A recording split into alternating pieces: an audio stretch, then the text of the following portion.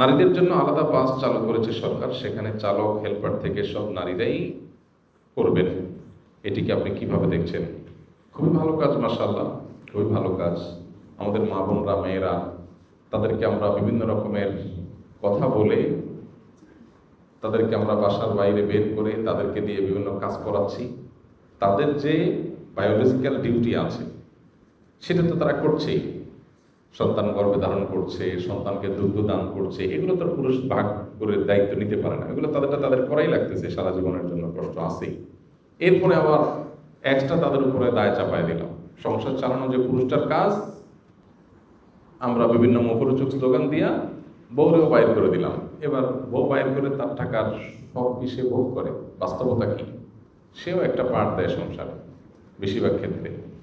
তো এই সমস্ত করে আমরা তাদেরকে বের করেছি। এখন এই সমস্ত মেয়েদের চলাফেরা রাস্তাঘাটে দেখা যায় বিভিন্ন রকমের হ্যারাসমেন্টের শিকার তারা হয়, খুবই দুর্ভাগ্যজনক হয়। অতএব তাদের জন্য যাতায়াতের জন্য আলাদা বাস হলে, আলাদা পরিবহনের ব্যবস্থা থাকলে সেফটি সিকিউরিটি নিশ্চিত হবে, এটা ভালো। সেক্ষেত্রে চালক সহ যারা থাকবে তারা আবার যথাযথ প্রশিক্ষিত যেন হয়, সেটাও গুরুত্বপূর্ণ, সেদিকটাও খেয়াল রাখতে হবে। আর পাশাপাশি এই কাজটা যেরকম খুবই প্রশংসনীয় একটা কাজ আমরা মনে করি, অবশ্যই সাধুবাদ পাওয়ার মতো একটা কাজ করেছে সরকার। কিন্তু সেই সাথে শিক্ষা প্রতিষ্ঠানেও মেয়েদের ছেলেদের সাথে পড়তে গিয়ে হ্যারাসমেন্টের শিকার যেন না হয়, সেখানেও তাদের স্পেশালাইজড শিক্ষা প্রতিষ্ঠান করা দরকার। রেস্টুরেন্টগুলোতে তাদের জন্য স্পেশালাইজড ব্যবস্থা করা দরকার। আমরা দেখি আমাদের দেশে মেয়েদের স্পেশালাইজড যে সমস্ত শিক্ষা প্রতিষ্ঠান আছে সেগুলো খুব সুনামের সাথে পড়ালেখা হয়ে আসছে। আমরা বিকারুন্নেসা নন স্কুলের কথা বলতে পারি, আমরা ইডেন কলেজের কথা বলতে পারি। পলিটিক্যাল কারণে ইডেন কলেজের বদনামই শেষের দিকে হয়ে গেছে, কিন্তু এটা তো ঐতিহাসিক। বছরকে বছর ধরে অনেক যোগ্য যোগ্য মানুষ তৈরি হয়েছে এখান থেকে, তাই না?